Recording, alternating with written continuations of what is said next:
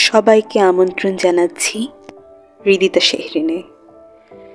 হৃদিতা শেহরিনের গল্প আয়োজনের আজকের আয়োজন জহির রায়হানের আরেক ফাল্গুন।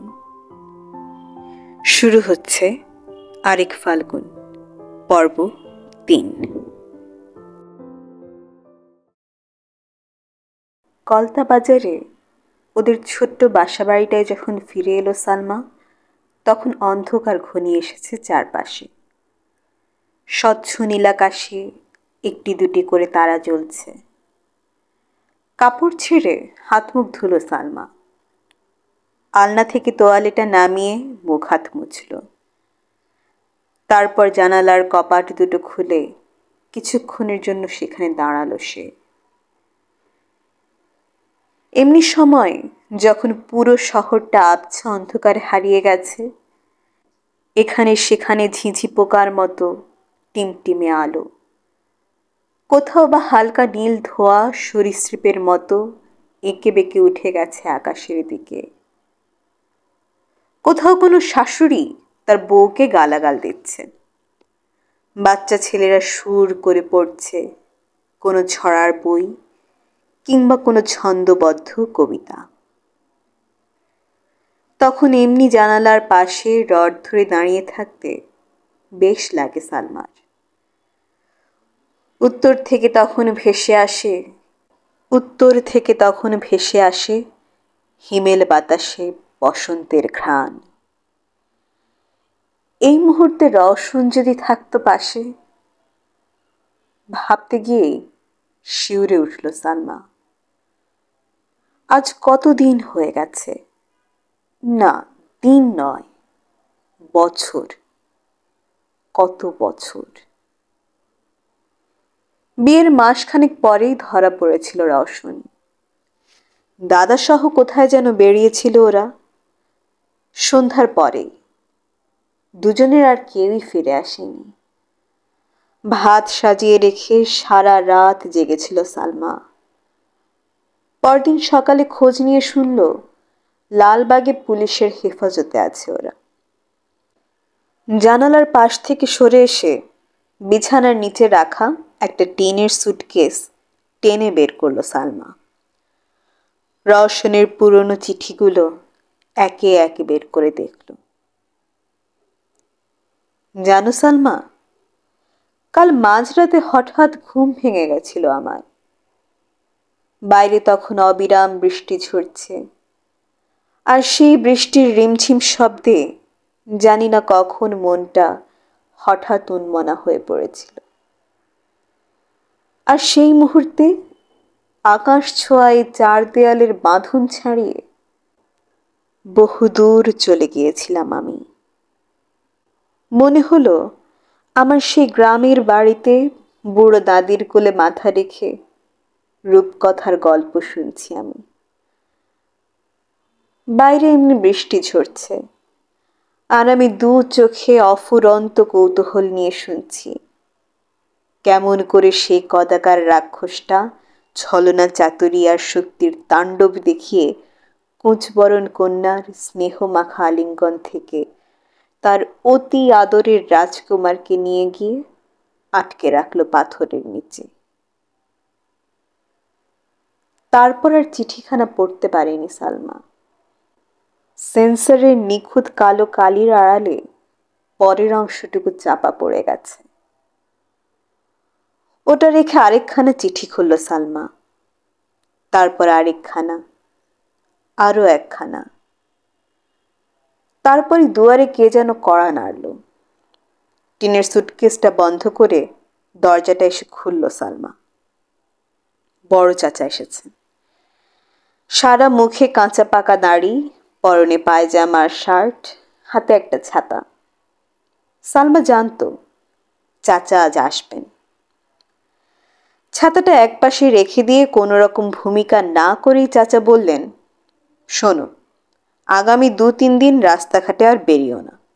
আমার শরীর খারাপ, গায়ে জ্বর নিয়ে এসেছি। জানি আমার কথার কোনো দামই দেবে না তোমরা। আজকালকার ছেলে পেলে তোমরা বুড়োদেরকে ভাবো বোকা। তবু না এসে পারলাম না। সাংঘাতিক একটা কিছু ঘটবে এবার, এই আমি বলে রাখলাম। আপনাকে এক কাপ চা দিই? ওর কথার মাঝখানে একটা জ্যোতি টানার চেষ্টা করলো সালমা। চাচা থেমে গিয়ে বললেন, ঘরে আদা আছে? আছে। তাহলে একটু আদা মিশিয়ে দিও। আচ্ছা। হেসে খাটের নিচে স্টোভটা বের করে নিয়ে চা তৈরি করতে বসলো সালমা। মাঝে মাঝে রওশনকে এমনি চা বানিয়ে খাওয়াতো সে। একদিন নিজের হাতে স্টোভ ধরাতে গিয়ে হাত পুড়িয়ে ফেলেছিল রওশন। সালমা পোড়া জায়গায় মলম লাগিয়ে দিতে দিতে শাসনের ভঙ্গিতে বলেছিল, খবরদার, আর স্টোভের ধারে কাছেও আসতে পারবে না তুমি। কি করব বলো? কিছু একটা করার জন্য হাত জোড়া সবসময় নিষ্পিস করে। মুহূর্তের জন্য সালমার মনে হলো যেন হাত জোড়া আগের মতোই আছে রওশনের, বলিষ্ঠ একজোড়া হাত। না, আর কোনোদিন সে তাকে আলিঙ্গন করতে পারবে না। স্টোভের উপর চায়ের কেতলিটা ধীরে ধীরে তুলে দিল সালমা। চাচা জিজ্ঞেস করলেন, রওশনের কোনো চিঠি পেয়েছ? সালমা আস্তে করে বলল, হ্যাঁ। চাচা সে কথা শুনলেন কিনা বোঝা গেল না। তিনি নিজের মনেই বলতে লাগলেন, কি হবে এসব করে? এত করে বলি ছেড়ে দে বাবা, ছেড়ে দে। ওসব আমাদের ঘরের ছেলেদের পোষায় না। ও হচ্ছে বড় লোকদের কাজ, যাদের কাঁড়ি কাঁড়ি টাকা পয়সা আছে। সারা দুনিয়ার লোকে লুটে পুটে খাচ্ছে, ঘর করছে, বাড়ি করছে, আর ওনারা শুধু জেল খেটেই চলেছে। দেশ উদ্ধার করবে। বলি, দেশ কি তোদের উদ্ধারের জন্য বসে আছে? সবাই নিজের নিজেরটা সামলে নিচ্ছে। তোরা কেন বাবা মাঝখানে নিজের জীবনটা শেষ করছিস? না, এসব পাগলামো ছাড়া কিচ্ছু নয়। তুমি এবার রওশনকে কড়া করে একখানা চিঠি লিখে দাও, সে যেন বন্ড লিখে দিয়ে চলে আসে। নিজের ঘর উচ্ছন্নে গেল আর উনি দেশ নিয়ে মরছে। হ্যাঁ, তুমি ওকে আচ্ছা করে চিঠি লিখবে।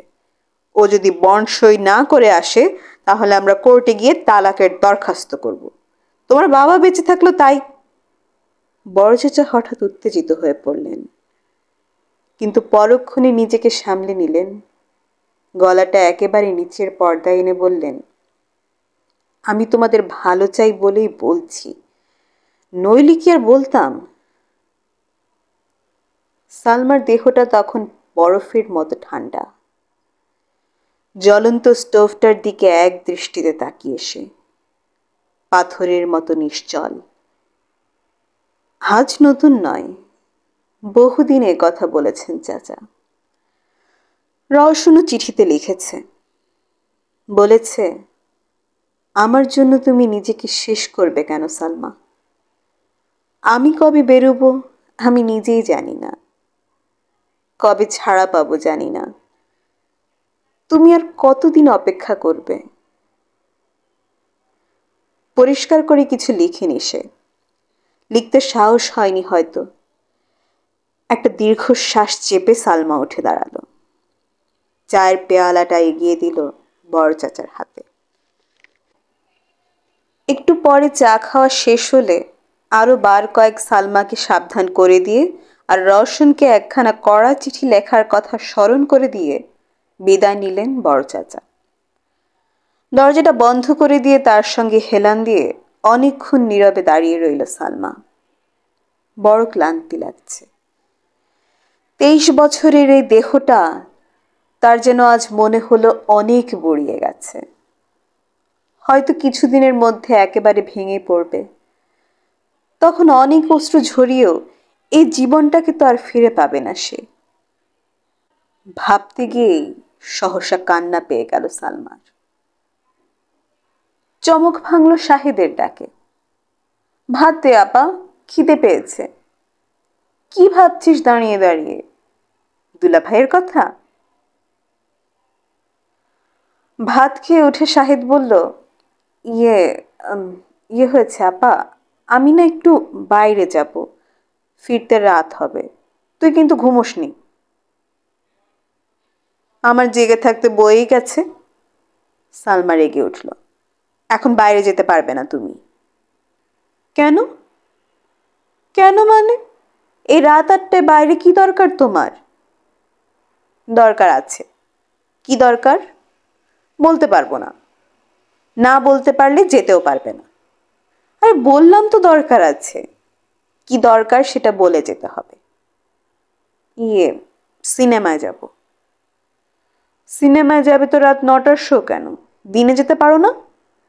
এখন পড়ো গিয়ে। দেখতে হলে কাল দিনে দেখো। আজ শেষ শো, কাল চলে যাবে। কি সিনেমা শুনি? Naked queen. Naked queen? Salma অবাক হলো। ওটা প্রাপ্তবয়স্কের জন্য, তোমাদের মতো বাচ্চা ছেলেদের জন্য নয়। আমি বুঝি বাচ্চা? শাহেদ ক্ষেপে উঠল। তোর চোখে তো আমি জীবনভর বাচ্চাই থেকে যাব। ছোট ভাইটিকে নিয়ে বড় বিপদ সালমার। একটুতেই রাগ করে বসে। অন্যায় করতে গেলে যে বাধা দেবে সে উপায়ও নেই। মাঝে মাঝে বড় দুশ্চিন্তায় পড়ে যায় সালমা। ওকে চুপ থাকতে দেখে শাহেদ আবার বলল, আমি চললাম, দরজাটা বন্ধ করে দিয়ে যা। বলেই যাবার উদ্যোগ করল সে। পেছন থেকে সালমা ডাকলো, যেও না শাহেদ, শোনো, বাচ্চা ছেলেদের ঢুকতে দেবে না ওখানে। ইস, দেবে না বললেই হলো, কত ঢুকলাম। সালমার মুখে যেন একরাশ কালি ছুঁড়ে দিয়ে বেরিয়ে গেল শাহেদ। এমনি স্বভাব ওর। ডলি তার ঘরে বসেছিল। বজলে হোসেন বায়রনের একটা কবিতা আবৃত্তি করে শোনাচ্ছিল তাকে। Let us have the wine and the woman, mirth and laughter, sermons and soda water the day after. সম্পর্কে বজলে হোসেন মামাতো ভাই হয় ওর। যেমন লেখে তেমনি ভালো আবৃত্তি করতে পারে, তাই ওকে ভালো লাগে ডলির। ও এলে বায়রন অথবা শেলির একখানা কবিতার বই সামনে গিয়ে দিয়ে ডলি বলে, একটা কবিতা পড়ে শোনাবে হাসু ভাই? তোমার আবৃত্তি আমার খুব ভালো লাগে। তাই নাকি? বজলে হোসেন হাসে আর পিট পিট করে দেখে ওকে। তারপর বইটা তুলে নিয়ে আবৃত্তি করে শোনায়। Man being reasonable must get drunk. The best of life is but intoxication. শুনতে শুনতে একসময় আবেশে চোখ জোড়া জড়িয়ে এলো ডলির। নিয়নের আলোয় গদিয়াটা বিছানার উপর এলিয়ে পড়ল সে। কবিতা পাঠ থামিয়ে মৃদু গলায় বজলে হোসেন ডাকল, ডলি। ডলি চোখ জোড়া মেলে কি যেন বলতে যাচ্ছিল, কিন্তু মুনিমকে করিডোর দিয়ে আসতে দেখে থেমে গেল সে। পরনে দুপুরের সেই পোশাক, পা জোড়া তেমনি জুতোবিহীন। মুনিমকে এখন এই পোশাকে আশা করেনি ডলি, তাই ঈষৎ অবাক হলো। কিন্তু বজলের সামনে ওকে কিছু বলল না সে, শুধু গম্ভীর কণ্ঠে অভ্যর্থনা জানালো, এসো। বইটা বন্ধ করে বজলে বলল, আরে মুনিম যে, কি ব্যাপার? আন্দোলন ছেড়ে হঠাৎ জন্মদিনের আসরে? কেন, যারা আন্দোলন করে তাদের কি জন্মদিনের আসরে আসতে নেই? পরক্ষণে জবাব দিল মুনিম। বজলে একগাল হেসে বলল, না না, আসতে নেই তা নয়, তবে একটু বেমানান ঠেকে এই আর কি। উত্তরে কিছু বলতে যাচ্ছিল মুনিম, কিন্তু ডলি বিরক্তির সঙ্গে বলল, তোমরা কি শুরু করলে বলো তো? বাজে কথা নিয়ে তর্ক করার আর সময় পেলে না? তারপর হাত ঘড়িটার দিকে এক পলক তাকিয়ে নিয়ে বলল, চলো, ও ঘরে সবাই অপেক্ষা করছে। সোফা ছেড়ে গা ঝাড়া দিয়ে উঠে দাঁড়ালো বজলে। কাপড়ের ওপর কোত্থেকে একটা পোকা এসে বসেছিল। হাতের টোকায় সেটাকে দূরে সরিয়ে দিয়ে বলল, চলো। বলে আর ওদের জন্য অপেক্ষা না করে ঘর ছেড়ে বেরিয়ে গেল। বজলে চলে যাবার পরেও কিছুক্ষণ কোনো কথা বলল না ওরা। মুনিমের নগ্ন পা জোড়ার দিকে বারবার ফিরে তাকাচ্ছে ডলি। অপ্রতিভ হয়ে মুনিম বলল, অমন করে কি দেখছ? ডলি ঘাড় নাড়ল, কিছু না। তারপর মুখখানা অন্যদিকে সরিয়ে নিয়ে বলল, আমায় এমন অপমান করতে চাও কেন শুনি?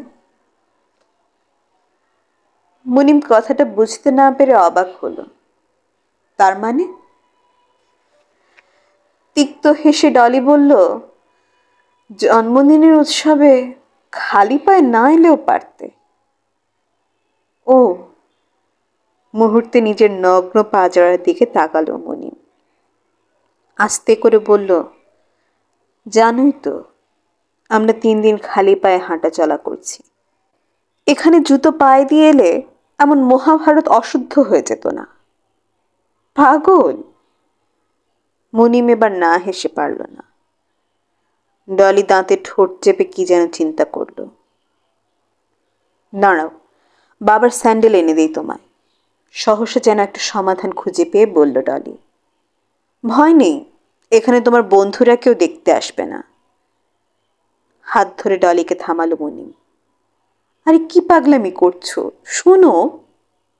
কি? ডলির মুখখানা কঠিন হয়ে এলো। মুনিম বলল, আমায় তুমি ইমোরাল হতে বলছো? ঈষৎ চমকে ওর দিকে তাকালো ডলি। তারপর হতাশা আর বিরক্তির চাপে ফেটে পড়ে বলল, যা ইচ্ছে করোগে।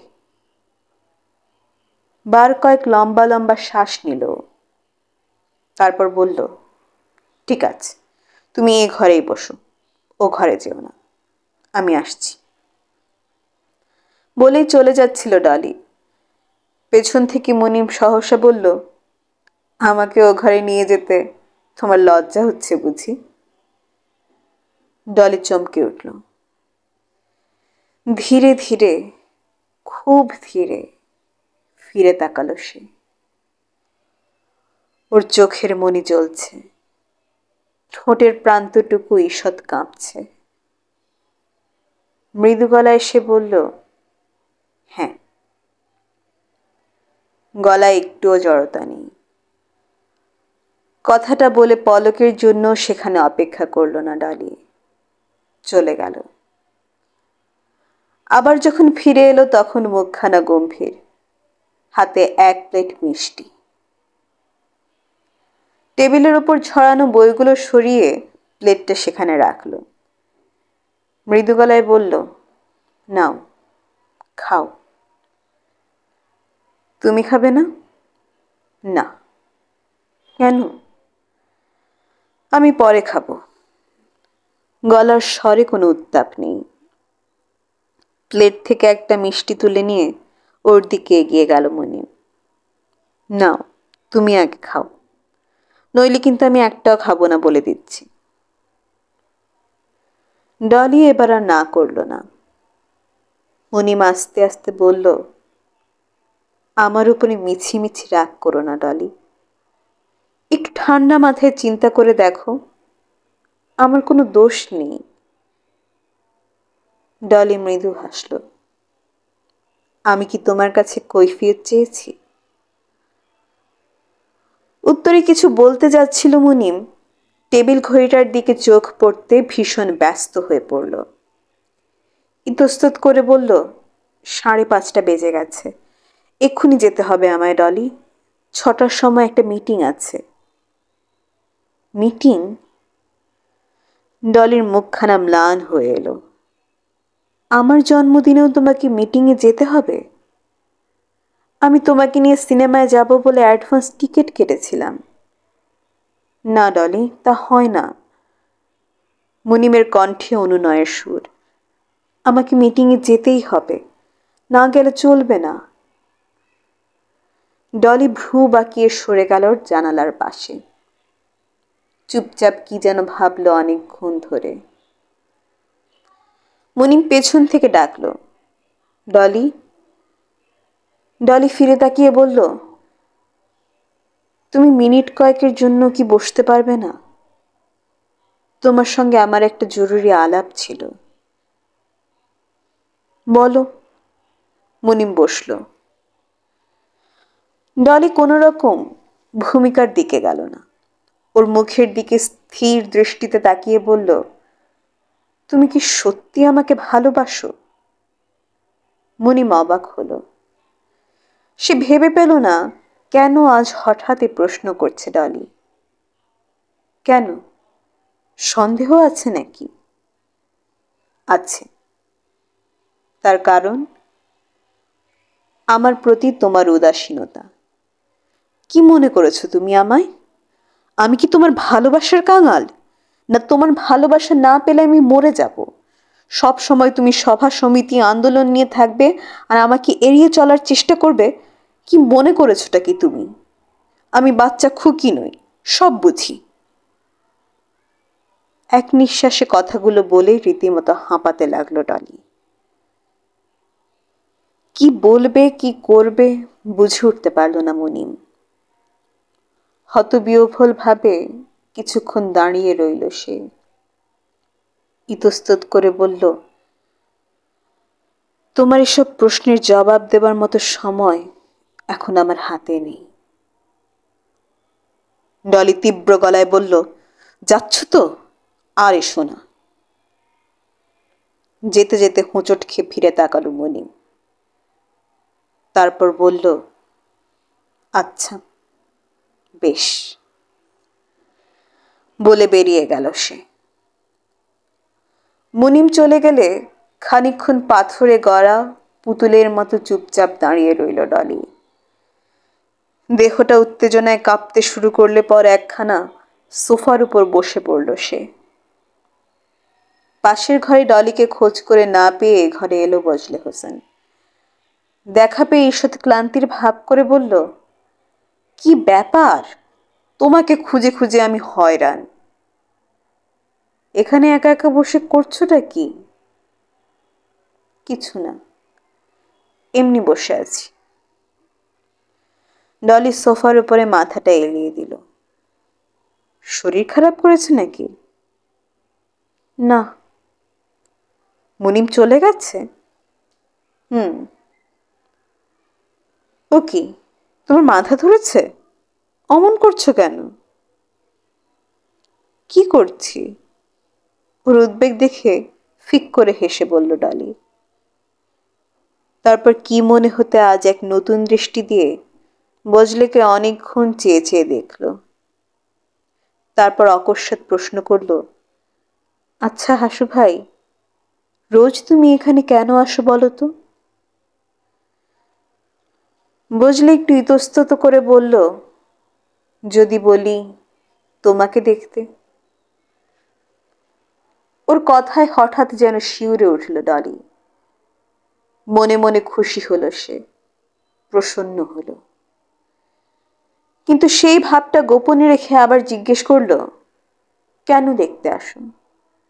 দেখবার মতো কি আছে আমার? তোমার রূপ, তোমার সৌন্দর্য।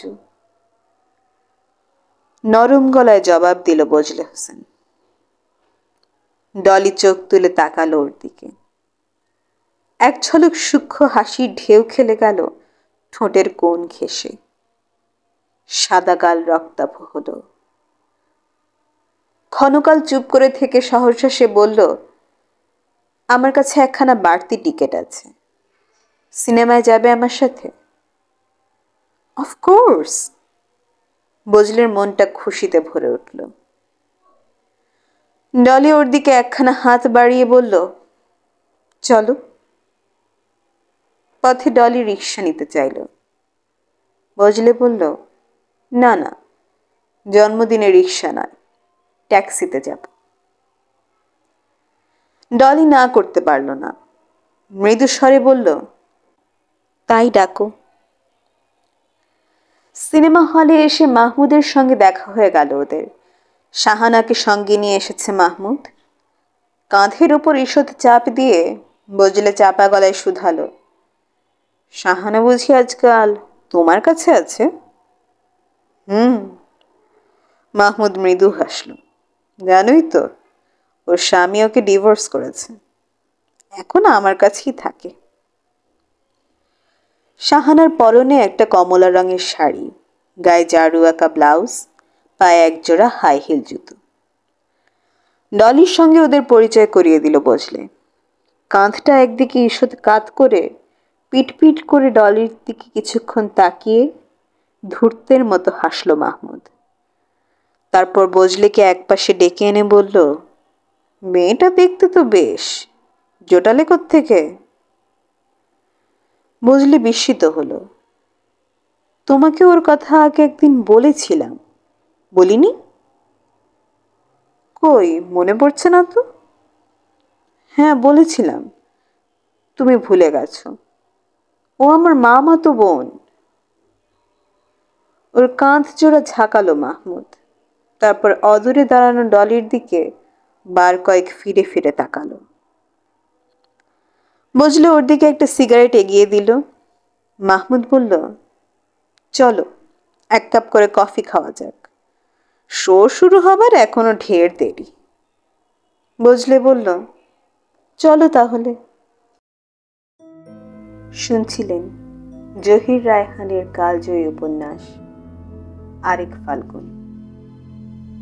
আজকের জন্য এ পর্যন্তই। দেখা হচ্ছে পরবর্তী পর্বে। সে পর্যন্ত ভালো থাকবেন, সুস্থ থাকবেন এবং হৃদিতা শেহরিনের সাথেই থাকবেন।